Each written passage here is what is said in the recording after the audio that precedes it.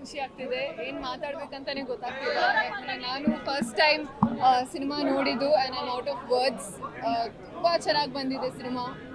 ನಾನಂತೂ every scene every dialogue ತುಂಬ enjoy ಮಾಡ್ಕೊಂಡು ನೋಡ್ತಿದ್ದೆ. ನಾನು ಮಾಡಿದ್ದೀನಿ ಅಂತ ಏನೂ ಇಲ್ಲ, but as an audience completely enjoy ಮಾಡಿದೆ.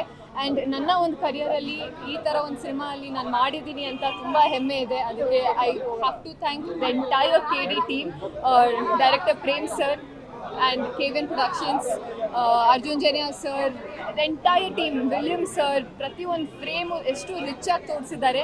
ಆ್ಯಂಡ್ ಮೋಸ್ಟ್ ಇಂಪಾರ್ಟೆಂಟ್ಲಿ ಆಡಿಯನ್ಸ್ ಹೇಗೆ ರಿಯಾಕ್ಟ್ ಮಾಡ್ತಿದ್ರು ಅಂತ ತುಂಬ ಕಾಯ್ತಿದೆ. ಆ್ಯಂಡ್ ಎಲ್ಲರೂ ತುಂಬ ಎಂಜಾಯ್ ಮಾಡ್ಕೊಂಡು ನೋಡ್ತಿದ್ರು. So I am very grateful, bless today. ಎಲ್ಲರೂ ಸಿನಿಮಾನ ನೋಡಿ KDನ ಎಂಜಾಯ್ ಮಾಡಿ. It's all yours.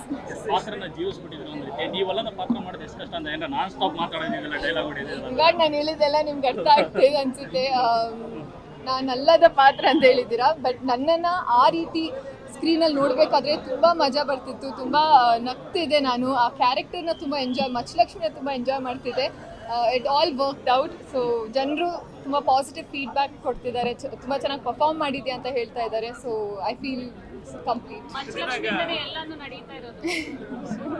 ಅದೆಲ್ಲ ಹೇಳ್ಬಾರ್ದು. ಮಚ್ಚಲಕ್ಷ್ಮಿಯಿಂದ ಏನು ನಡೀತಲ್ಲ ಕೊಂಡ್ರು, ಅದು ಟ್ವಿಸ್ಟ್ ಹೋಗ್ತಾ ಇರ್ತದೆ. ಹಿಂಗಾಗತ್ತೆ ಅನ್ಕೊಂತಾರೆ, ಹಂಗಾಗತ್ತೆ ಅಂತ ಹಂಗಾಗಲ್ಲ, ಹಂಗಾಗತ್ತೆ.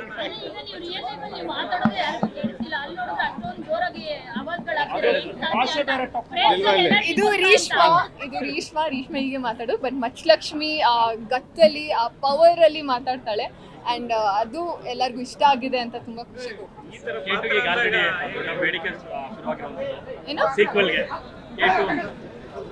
ಅದೆಲ್ಲ ಸರ್ ಪಕ್ಕದಲ್ಲಿದ್ದಾರೆ, ಅವ್ರು ಕೇಳಿ ಪ್ಲೀಸ್.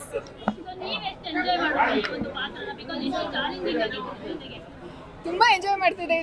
ನಾನೇನ ಪರ್ಫಾರ್ಮ್ ಮಾಡಿದ್ದು ಅಂತ ಅನ್ಸ್ಬಿಡ್ತು. ಯಾಕಂದರೆ ಪ್ರತಿ ಒಂದು ಸೀನು ಡೈಲಾಗ್ಸ್ಗೆ ಎಲ್ಲರೂ ಶಿಲೆ ಹೊಡಿತಿದ್ರು, ಚಪ್ಪಾಳೆ ಹೊಡಿತಿದ್ರು, ಕಿರ್ಚ್ತಿದ್ರು.